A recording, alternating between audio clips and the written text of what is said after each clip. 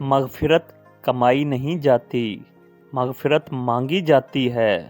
ہر وہ آدمی جو ضرورتوں کے وقت محبتوں کو ترک کر دیتا ہے، وہ آدمی کبھی وفاداری نہیں پائے گا۔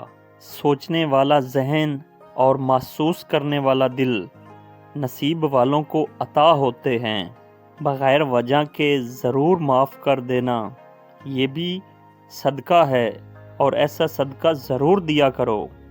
لوگوں کی ضروریات کو اگر الفاظ بننے سے پہلے آپ مدد کر دیں تو آپ کو اللہ والا بنا دیا جائے گا۔ عروج اس وقت کو کہتے ہیں جس کے بعد زوال شروع ہوتا ہے۔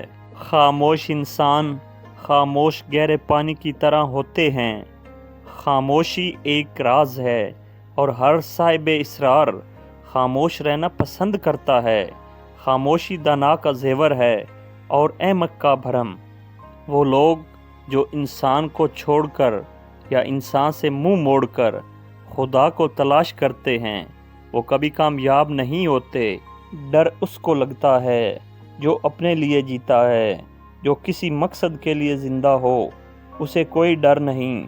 کچھ لوگ زندگی میں مردہ ہوتے ہیں، اور کچھ ایسے لوگ ہوتے ہیں جو مرنے کے بعد بھی لوگوں کو دلوں میں زندہ ہوتے ہیں۔ لامحدود آرزوئیں محدود زندگی کو عذاب بنا دیتی ہیں۔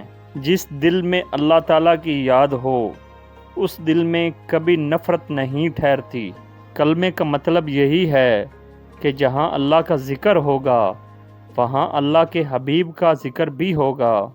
حضرت واصف علی واصف کہتے ہیں کہ بڑی منزلوں کے مسافر چھوٹا دل نہیں رکھتے۔ کسی فقیر کے آستانے پر بھی جانا ایک قسم کا فیض ہے۔ اگر آپ تکلیف میں ہیں تو لوگوں سے اپنے حالات پوشیدہ رکھیں۔